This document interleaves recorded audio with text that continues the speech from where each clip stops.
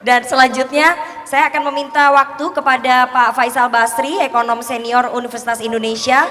Secara perspektif ekonomi, Pak Faisal, tadi apa yang disampaikan oleh Gus Muhaimin di pidato kebangsaannya itu ada beberapa yang menarik begitu ya, bagaimana mewujudkan ekonomi yang berkeadilan.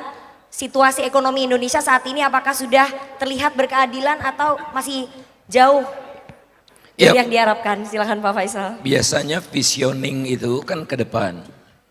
Ke depan apa yang kita cita-citakan, apa yang kita dambakan. Tapi ke depannya seperti apa, pakai kendaraan apa, bergantung kondisi sekarang.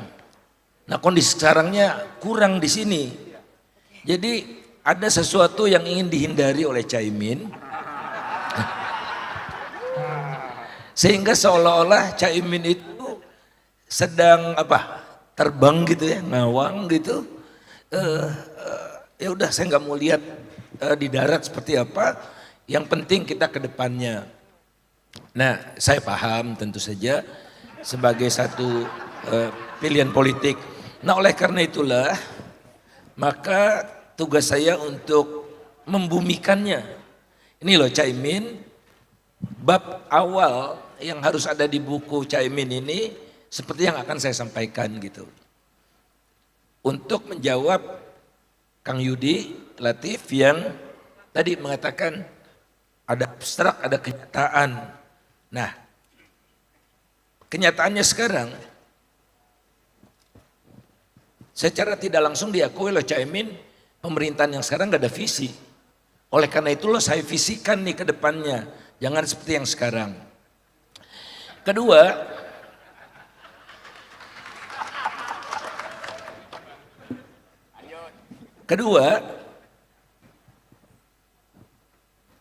saya pakai angka-angka saja karena di sini juga pakai angka-angka.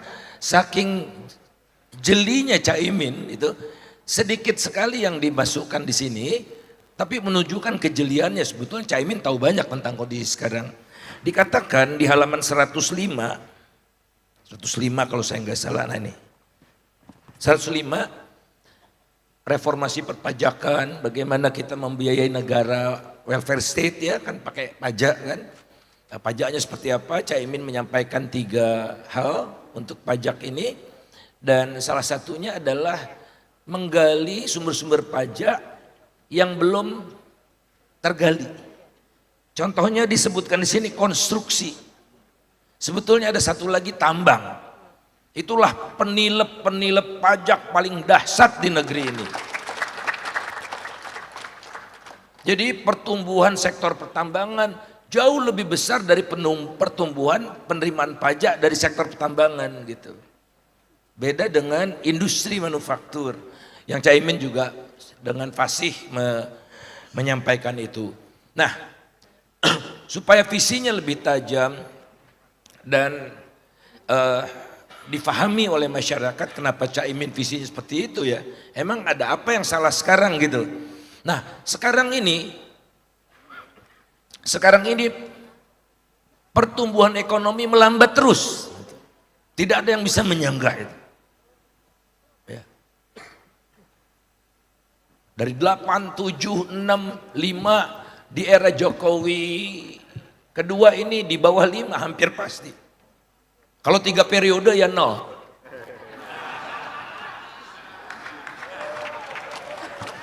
Nah, pertama itu. Kedua yang Caimin katakan tadi, industri manufaktur itu melemah terus. Dia ujung tombak, ibaratnya ini tulang punggung industri ini. Jadi ekonomi Indonesia itu bongkok. Karena tulang punggungnya tidak rata lagi. Dari waktu ke waktu di era Jokowi industri dimajukan, kawasan industri dibangun, tapi industrinya merosot terus sumbangannya ke PDB. Lucunya lagi digenjot investasi, ya, digenjot investasi.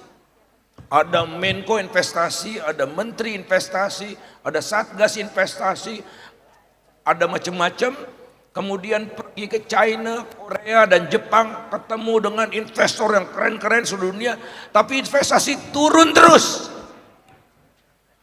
Penanaman modal asing tahun 2020 itu 29 miliar US dollar, 2021 20 miliar US dollar.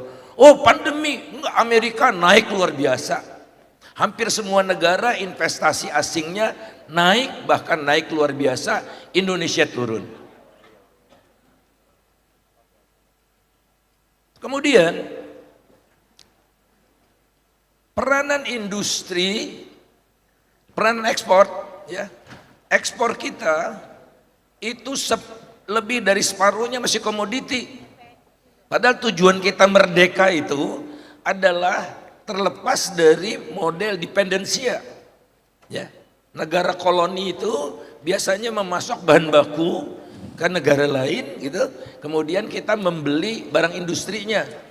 Nah, kalau kita terus mengekspor bahan baku, komoditas, ya, industri manufaktur peranannya di bawah 50%.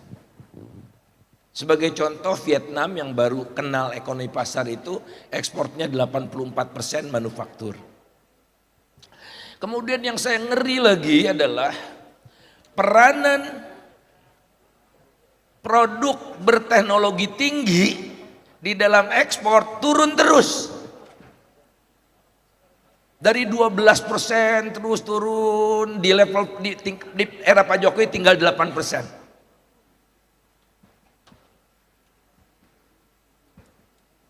Jadi kalau dalam teori pembangunan kita ini makin mundur relatif terhadap negara lain. Akibatnya apa? Penerimaan pajak turun terus karena ekonomi yang dikembangkan di era Jokowi didominasi oleh ekonomi yang nilai tambahnya rendah. Keruk batubara jual, petik sawit jual, tebang hutan jual. Nilai tambahnya mana? Makanya pajaknya juga rendah. Turun terus, tidak pernah pajak sebobrok, sejelek di era Jokowi. Cuma satu digit.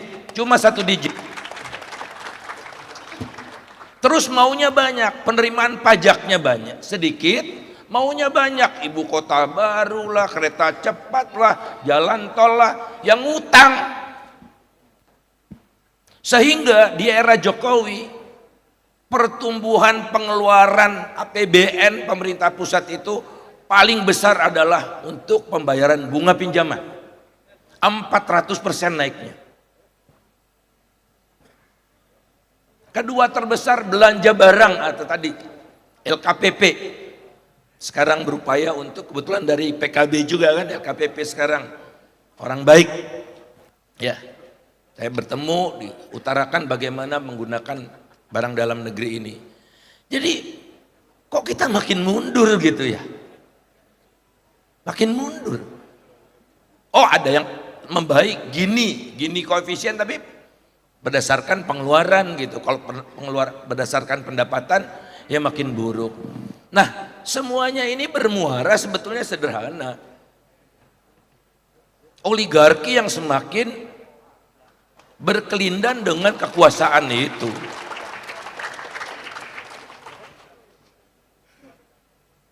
Nah, saya yakin buku ini menjadi awal dari perlombaan gagasan. Partai-partai lain akan malu, calon presiden dan wakil presiden akan malu, dan itulah kontribusi terbesar buku ini. Terakhir yang ingin saya garis bawahi, disampaikan juga sebetulnya ekonomi maritim oleh Caimin. Ekonomi maritim, bicara desa ya, bicara pembangunan pedesaan. Roh dari Indonesia itu sebetulnya negara maritim. Tidak ada satupun negara seunik Indonesia, 17.508 pulau, sambung menyambung menjadi satu. Tapi saya nggak tahu ya kenapa, saya makin tidak bisa memahami Pak Jokowi. Makanya tadi pagi saya nggak mau datang ke acara Pak Jokowi itu. Saya ngakunya pusing, padahal saya nggak mau ketemu Jokowi, itu aja sebetulnya. Ya. Rasanya badan itu nggak mau deket gitu ya. Tapi kesini kok saya bergairah, keringetan gini. Mudah-mudahan ini roh baik gitu, energi baik. Nah, mari kita wujudkan Indonesia sebagai negara maritim.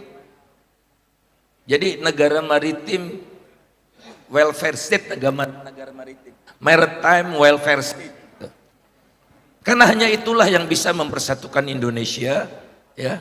Nah, ujung tombaknya adalah transportasi laut. Karena transportasi darat itu 10 kali lebih mahal daripada transportasi laut. 10 kali lebih mahal. Kemudian sumber untuk mencerdaskan otak rakyat, utamanya generasi emas ya, generasi yang 2045 akan menjadi yang utama, protein berbasis ikan. Insya Allah kita bakal jadi negara mandiri yang sejahtera. Selamat Caimin untuk mengarungi bahtera yang ombaknya sangat besar. Insya Allah Tuhan memberikan kekuatan selalu untuk Caimin bisa istiqomah. Assalamualaikum warahmatullahi wabarakatuh. Waalaikumsalam warahmatullahi wabarakatuh. Terima kasih Pak Faisal Basri, ekonom senior UI. Saya recap sedikit bahwa buku ini menjadi perlombaan gagasan, tapi ada beberapa masukan dari Pak Faisal Basri bahwa kondisi ekonomi saat ini kurang tergambar dalam buku Visioning Indonesia, dan visinya Gus Muhaimin ini terbang harus dibumikan, sementara kondisi ekonomi saat ini yang tergambar ataupun yang realnya menurut Pak Faisal Basri, pertumbuhan ekonomi kita melambat terus, investasi juga turun terus jika dibandingkan dengan negara-negara lain yang investasinya naik, Indonesia malah makin turun, dan penerimaan pajak rendah. Itu tadi yang disampaikan oleh Pak Faisal Basri. Dan